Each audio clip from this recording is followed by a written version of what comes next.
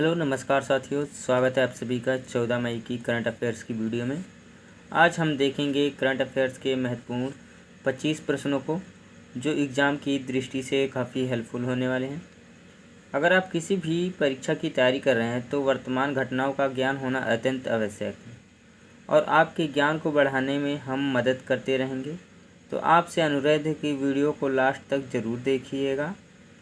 तो चलिए शुरू करते हैं पहले प्रश्न से। पहला प्रश्न दिया गया है, रूस के प्रधानमंत्री के रूप में किसे पुनः नियुक्त किया गया है? इस प्रश्न का राइट आंसर है option number C, Mikhail Mishustin. Option A सही है इस प्रश्न का। चलते हैं अगले प्रश्न पर। अगला प्रश्न दिया गया है, खान मंत्रालय के सचिव श्री वी.एल. कांथा राव ने कहाँ खनिज विदेश इंडिया लिमिटेड के पंजीकृत कार्यालय का उद्घाटन किया है, जिसे अंग्रेजी में काबिल कहते हैं? तो इसका सही आंसर है ऑप्शन नंबर ए, नई दिल्ली। अगला प्रश्न देखते हैं दोस्तों। अगला प्रश्न दिया गया है, किस बैंक ने 1 जून 2024 से निष्क्रिय खाते बंद करने की घोषणा की है? यानी ऐसे खाते जिनका लेन देन संचालन सुचारू रूप से नहीं किया जा रहा है, उन्हें बंद करने की घोषणा की है। तो यह घोषणा की है Punjab National Bank. Option number C दोस्तों इस प्रश्न का राइट है। चलते हैं अगले प्रश्न पर। अगला प्रश्न दिया गया, हाल ही में अंतर्राष्ट्रीय नर्स दिवस कब मनाया गया है? ऑप्शन ए दिया है 10 मई को, ऑप्शन बी है 12 मई को, ऑप्शन सी है 11 मई को, ऑप्शन डी है इनमें से कोई नहीं। दोस्तों इस प्रश्न का सही जवाब होगा ऑप्शन नंबर बी, 12 मई अंतर्राष्ट्रीय नर्स दिवस मनाया जाता है। फ्लोरेंस नाइटिंगेल के जन्मदिन को मनाया जाता है। यह भारत की पहली, समझ ली, भारत की नहीं पूरे विश्व की पहली नर्स थी जिन्होंने नर्स का एक कार्य निकाला।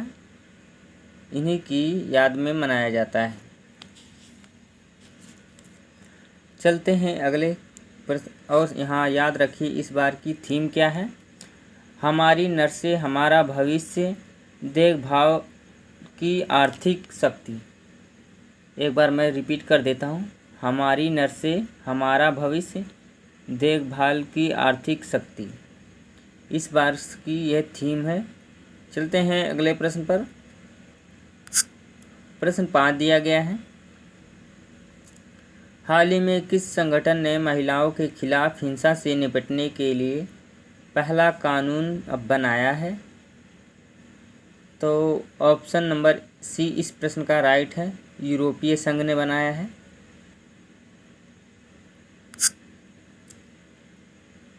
प्रश्न 6 दिया गया है, हाल ही में ग्लाइप्टोथोरैक्स पुण्य बताई समाचारों में देखी गई है, यह किस प्रकार की प्रजाति है से संबंधित है? तो इस प्रश्न का सही आंसर है ऑप्शन नंबर बी दोस्तों, कैटफिश की एक प्रजाति है जिसे अभी हाल ही में देखा गया, खोजा गया है, इसीलिए समाचार पत्रों में इसकी चर्चा हो रही है। दोस्तों अगर आपको इस वीडियो की पीडीएफ चाहिए तो हमारे टेलीग्राम चैनल से जुड़ सकते हैं, जिसका लिंक इस वीडियो के डिस्क्रिप्शन में दिया गया है। वहाँ पे आपको फ्री इसकी पीडीएफ मिल सकती है और आप इसकी प्रैक्टिस कर सकते हैं। चलते हैं अगले प्रश्न पर।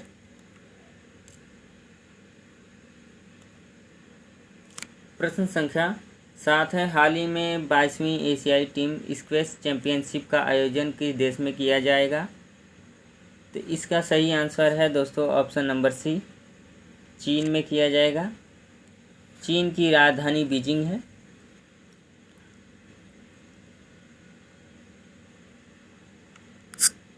प्रश्न 8 दिया गया है, हाल ही में खबरों में रहा रेनिस पर्वत किन दो देशों के बीच प्राकृतिक सीमा बनाता है। यानी बॉर्डर खींचने की ज़रूरत नहीं है, बनाने की ज़रूरत नहीं है। इस पर्वत की वजह से दो देश अलग अलग हैं, यह बताता है। तो यह ऑप्शन बी सही है, स्पेन और फ्रांस को अलग अलग करता है। फ्रांस ने अभी हाल ही में चीन के राष्ट्रपति को इस जगह पे बुलाया था, इसीलिए यह चर्चा में है पर्वत।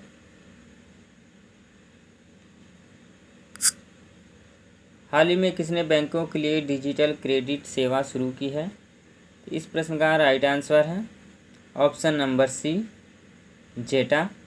जेटा ने डिजिटल क्रेडिट सेवा शुरू की है। चलते हैं अगले प्रश्न पर। प्रश्न संख्या 10 दिया है, किस देश ने चीन के साथ मिलकर अपना पहला मून मिशन iCube कमर लॉन्च किया है।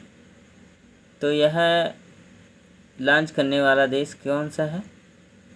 तो इसका सही आंसर है ऑप्शन नंबर सी दोस्तों, पाकिस्तान है, हमारा पड़ोसी मुल्क, जिसने चीन की मदद से अपना पहला मून मिशन यानी चंद्रमा पर मिशन भेजा है, जिसका नाम iCube कमर है।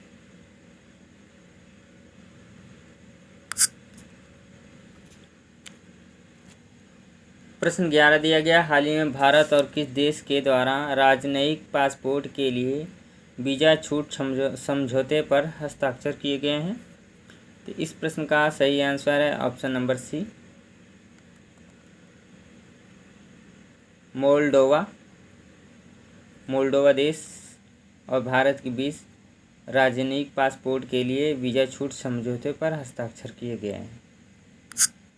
प्रश्न 12 दिया गया, हाल ही में किसने AIMS के लिए दुनिया का पहला ISO 2001 और 2023 प्रमाण पत्र प्राप्त किया है। तो यह प्राप्त करने वाला इन्फोसिस है, ऑप्शन नंबर 20 प्रश्न का सही है।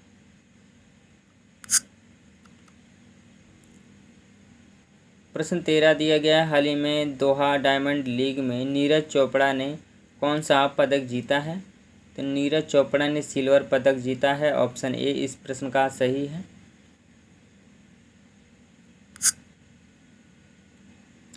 अगला प्रश्न दिया गया है, हाल ही में राष्ट्रपति द्रौपदी मुर्मू ने दिव्यांग social activist doctor KS Rajanna को किस पुरस्कार से सम्मानित किया है। तो इस प्रश्न का राइट आंसर है ऑप्शन नंबर सी, पद्मश्री पुरस्कार से सम्मानित किया गया है।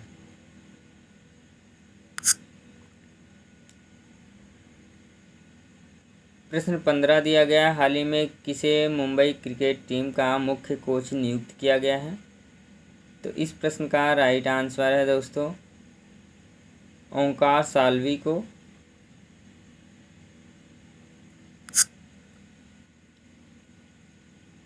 प्रश्न 16 है, हाल ही में किस देश के पर्वतारोही कामी रीता शेरपा ने माउंट एवरेस्ट पर सर्वाधिक बार चढ़ने के विश्व रिकॉर्ड बनाया है। तो सबसे अधिक बार चढ़ने का विश्व रिकॉर्ड बनाया है, तो यह किस देश के हैं पूछ रहा है। तो यह नेपाल देश के हैं, ऑप्शन सी इस प्रश्न का सही है। और इन्होंने 29 बार एवरेस्ट पर चढ़ाई की है, 29 54 वर्ष के हो चुके हैं ये है कामी रीता शेरपा। और इन्होंने एवरेस्ट पर, और एवरेस्ट की ऊंचाई कितनी है इस वक्त 8,849 मीटर है, याद रखिए 8,849 मीटर। प्रश्न 17 दिया गया है, हाल ही में महिला हॉकी लीग के लिए किसने हॉकी इंडिया के साथ साझेदारी की है, यानी समझौता किया है। महिला हॉकी लीग और हॉकी इंडिया के साथ किसने किया है। तो कोका कोला ने किया है, कोका कोला कंपनी ने साझेदारी की है, ऑप्शन नंबर सी इस प्रश्न का राइट है। अगला प्रश्न है, हाल ही में कृषि और किसान कल्याण मंत्रालय ने किस स्थान पर कृषि एकीकृत कमान और नियंत्रण केंद्र का उद्घाटन किया है? तो दोस्तों इस प्रश्न का राइट आंसर है ऑप्शन नंबर बी, नई दिल्ली।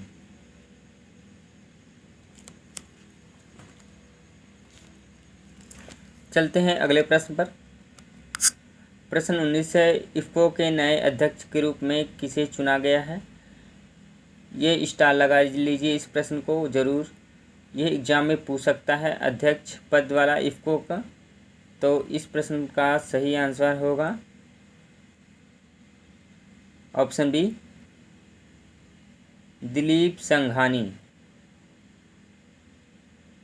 इफ़को के नए अध्यक्ष के रूप में नियुक्त किया गया है। अगला प्रश्न है, भारतीय नौसेना के चीफ ऑफ पर्सन का कार्यभार किसने ग्रहण किया है? भारतीय नौसेना के चीफ ऑफ पर्सनल का कार्यभार संजय भल्ला ने ग्रहण किया है। ऑप्शन ए इस प्रश्न का राइट है।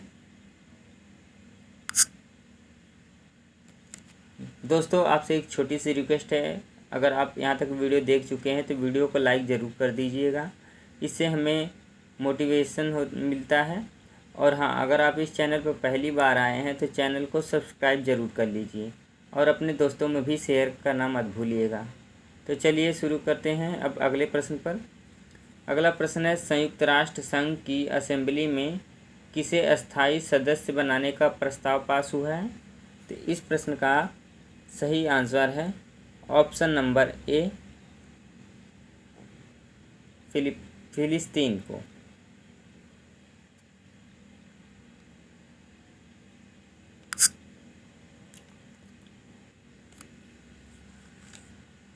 प्रश्न 22 है, इसरो ने एडिटिव मैन्युफैक्चरिंग तकनीक से निर्मित नए लिक्विड रॉकेट इंजन का सफल परीक्षण कहाँ किया है?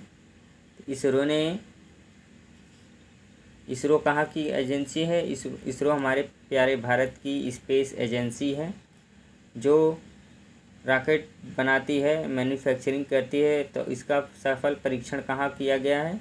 यह तमिलनाडु में किया गया है। और तमिलनाडु की किस जगह पे है?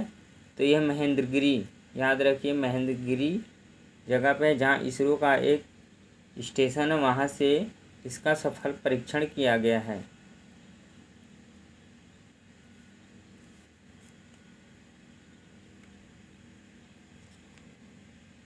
तमिलनाडु के सीएम कौन है? तो M.K. स्टालिन है और इस तमिलनाडु राज्य की राजधानी चेन्नई है। यह आपको याद होनी चाहिए। और कोई डाउट हो या कोई क्वायरी हो आपको तो कमेंट करके पूछ सकते हैं कमेंट सेक्शन से, और हमसे टेलीग्राम पे भी जुड़ सकते हैं जहाँ पे डेली क्विज दिया जाता है क्विज। आपकी तैयारी को बेहतर बनाने के लिए आप वहाँ पे करंट अफेयर से संबंधित क्विज का प्रैक्टिस सेट में इस्तेमाल कर सकते हैं। चलते हैं अगले प्रश्न पर। प्रश्न 23 दिया गया, रक्षा खुफिया एजेंसी के महानिदेशक लेफ्टिनेंट जनरल DS राणा किस देश की आधिकारिक यात्रा पर रवाना हुए हैं? तो इस प्रश्न का सही आंसर है दोस्तों ऑप्शन बी, तंजानिया के लिए गए हैं।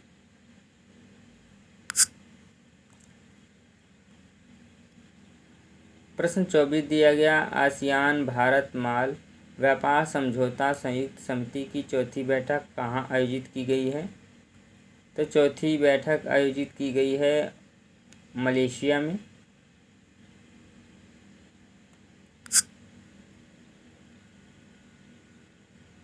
आज की वीडियो का लास्ट प्रश्न है और इस वीडियो में हम सभी दिन भर के जो महत्वपूर्ण करंट अफेयर्स के प्रश्न बनते हैं उनके कवर किया गया है।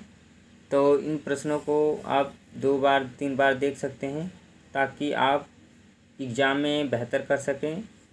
प्रश्न है 25, हाल ही में कहाँ राष्ट्रीय लोक अदालत का आयोजन किया गया है?